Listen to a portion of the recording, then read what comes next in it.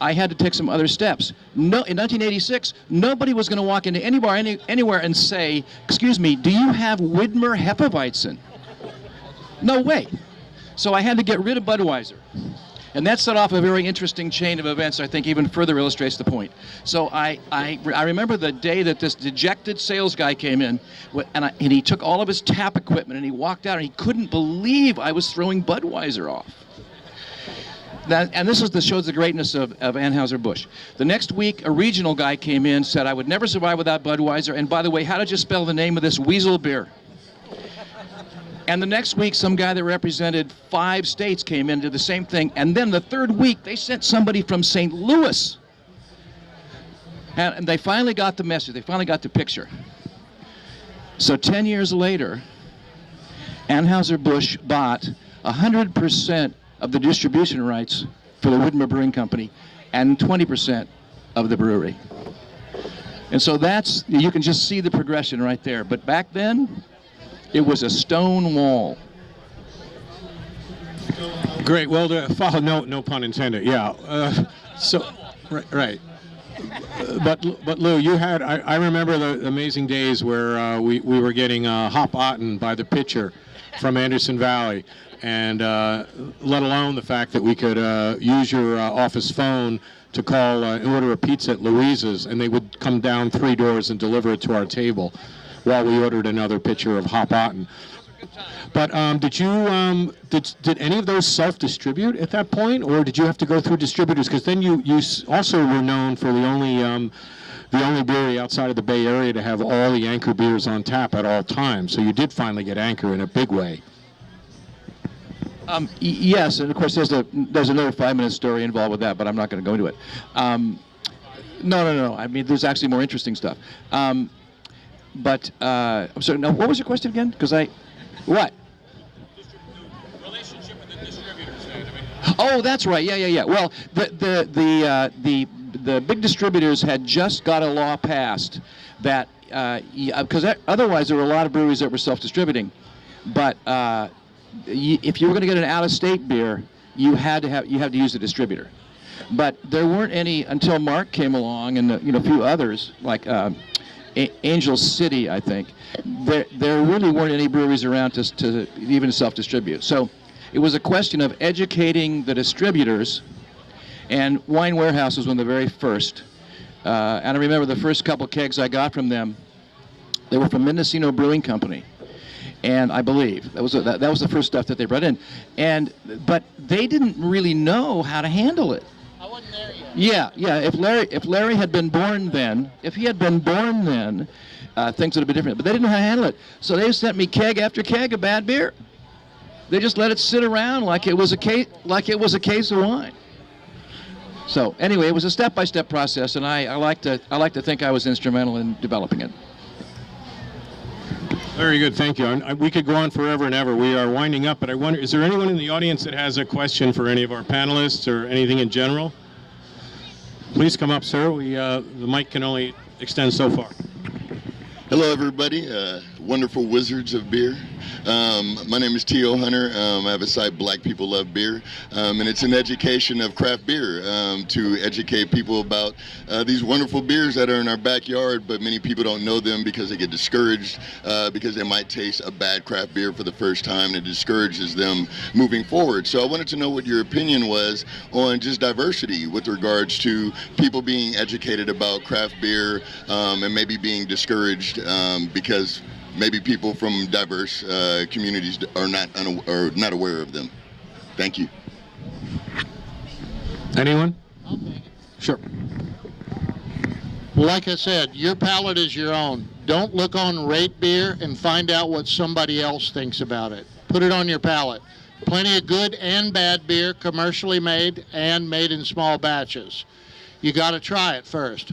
And I got to say, on the overview of the craft beer scene, when you started in '91 with Vinny and Tommy and Greg Cook, and you discount all the pioneers and early small breweries, it's like coming into a movie halfway through. When the bombs start falling and the war begins, you don't see how all the people got to the war and why.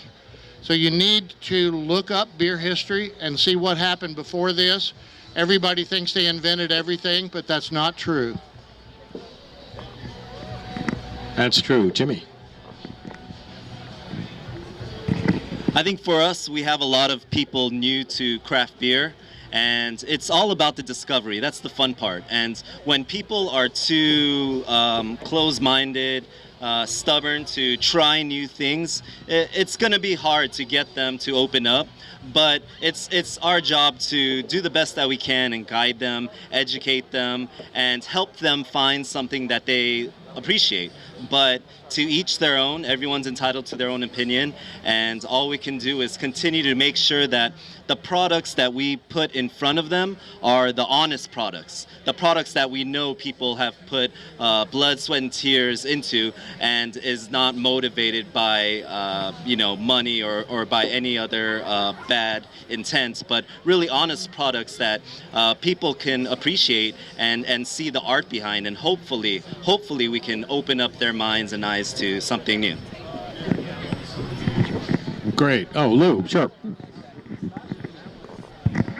Because this is a topic that over the years has actually garnered some attention, and it tends there's a sort of a consensus that the people who like beer the most have a heritage with Northern Europe, because that's where the brewing traditions came from, and so it takes a while, it takes longer.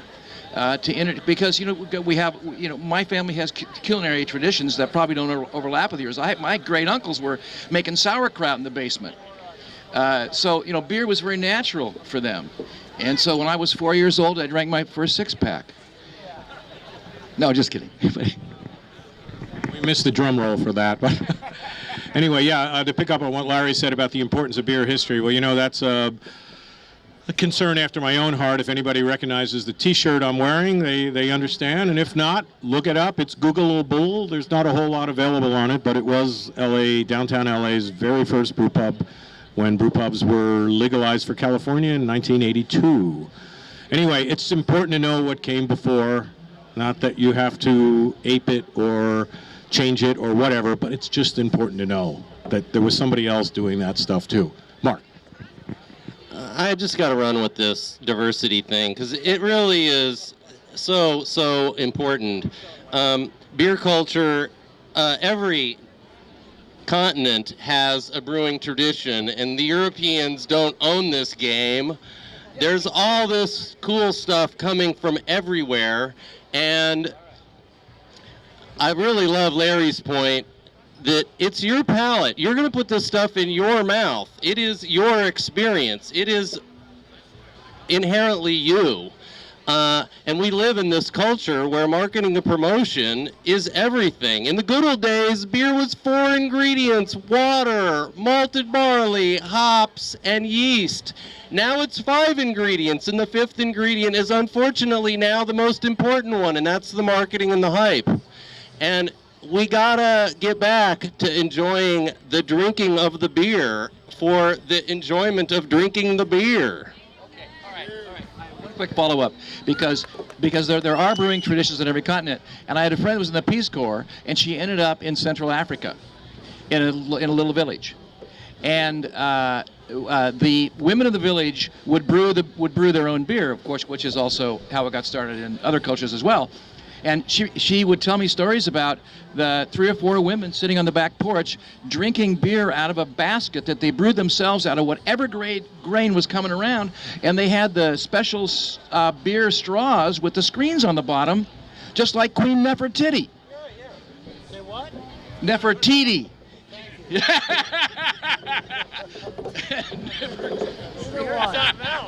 Very good. You got everybody fired up now, and we're. Has anybody got one more quick question before we wind down? Because we do have another panel coming up shortly. Anybody? Come on. You guys didn't learn everything about beer with this. Nobody? All righty. Well, go ahead, heckle.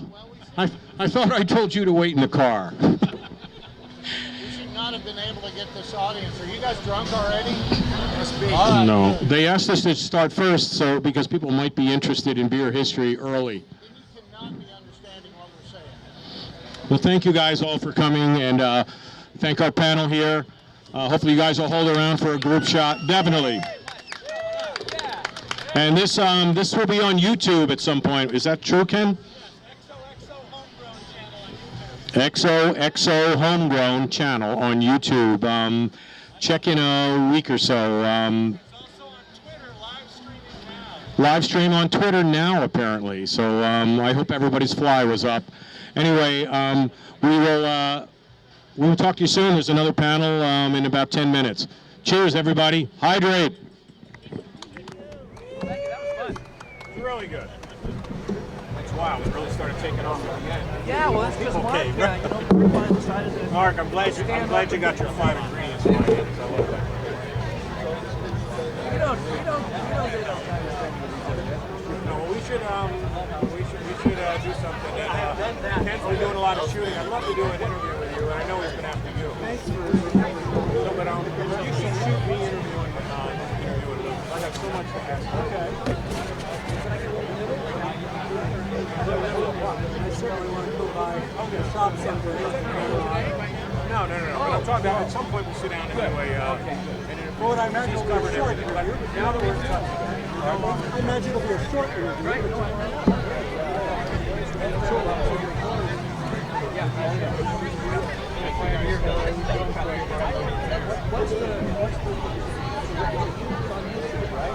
Oh, there we go.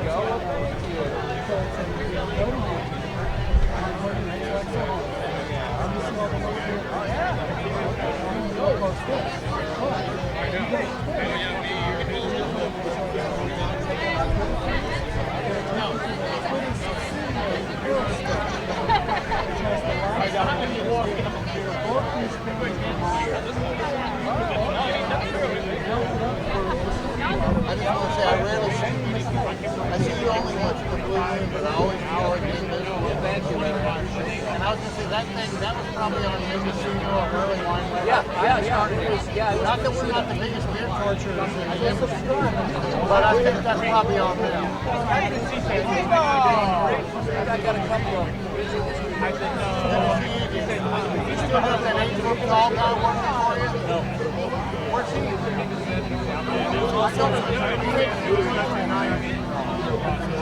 I don't know who you guys talk. I wanted to tell Mark, I'm glad I told him about it. It would be in this state still.